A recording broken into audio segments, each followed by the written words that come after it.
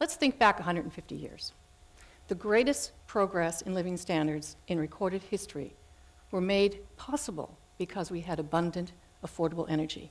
Affordable energy still underpins the way of life we have in America and is paramount to lifting billions out of poverty all around the world. And today in America, we are undergoing a fundamental shift in our energy landscape that has the potential to keep energy affordable, keep economic growth going, and address our greenhouse gas emissions for years to come. Some have referred to it as an energy renaissance. We've heard this.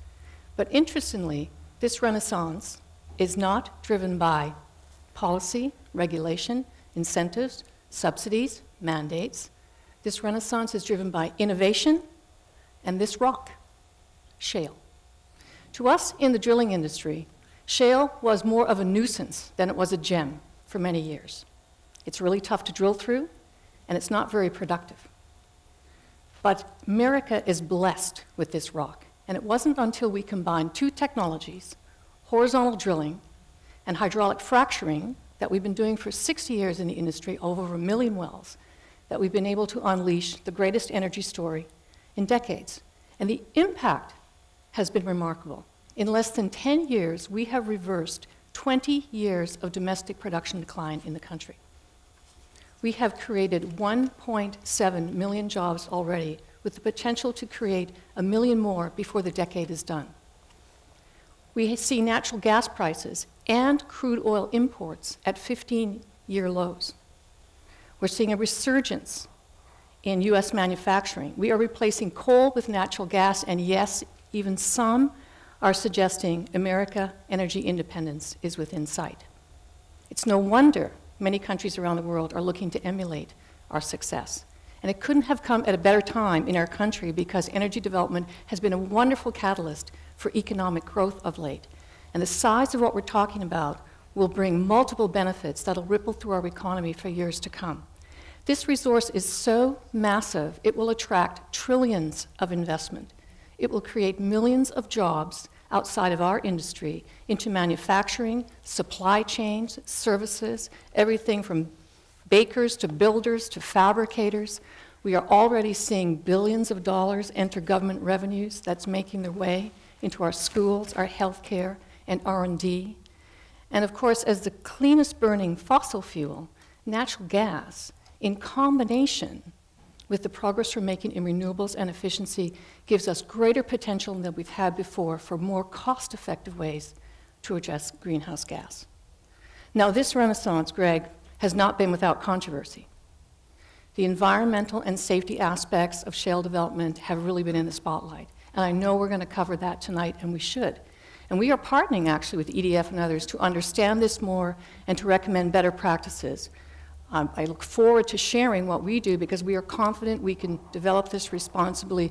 We have to get this right. We are sitting on 100 years of production with the power to add positive benefits to our workers, our environment, our economy, our trade relations, our national security, and our public service. It's not very often that a white swan comes along that can offer the combination of societal benefits at a scale that can be felt across the nation, if not the world, and energy development from shale is that type of opportunity. Clearly, our energy conversation has changed from one of gas imports to exports, peak oil and resource scarcity to energy abundance and opportunity. How we in the nation take advantage of this opportunity to benefit America is the choice before us. Fred Krupp, your response is natural gas a blessing for America? It's certainly been a game changer. Is it also a blessing?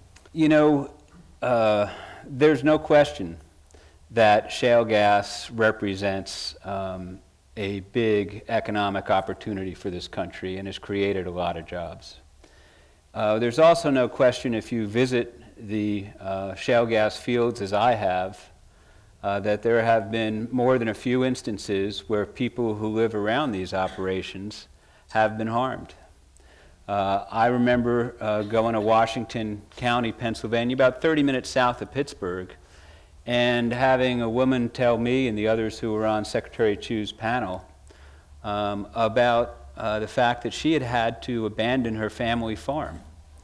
Her son was living in Friends to continue to be able to go to school, and she was living out of her car because of the noxious fumes had made her and her kids sick.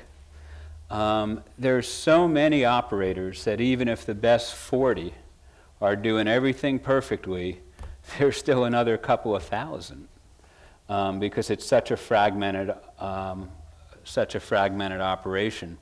So while the economic benefits are obvious, I guess, Greg, the environmental implications of not doing this right in some cases are equally obvious if you spend the time to look.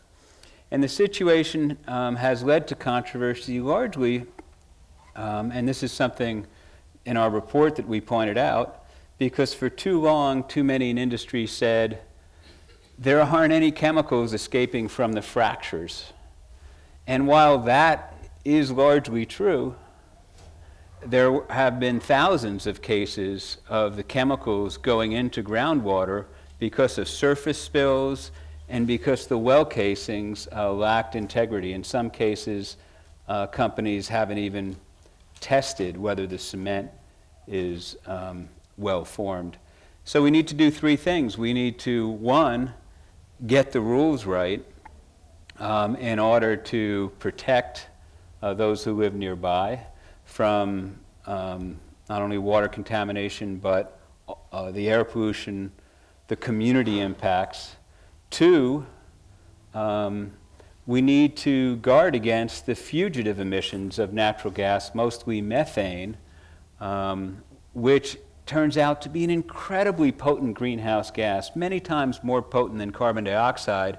So even small amounts of methane leaking accelerate global warming tremendously, especially within the next 20 years when we most need help keeping the temperature rise down.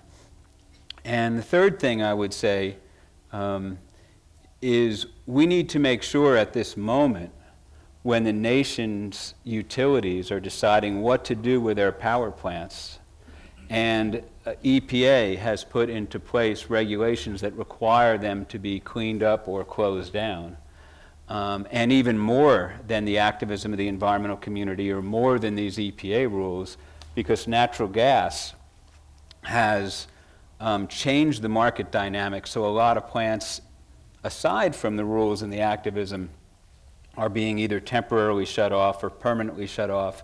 At this pivotal moment, we need to do all we can to accelerate the deployment of truly clean energy, solar, renewables, geothermal, and energy efficiency that this country has a lot more of. And that Chevron actually has a business advancing energy efficiency.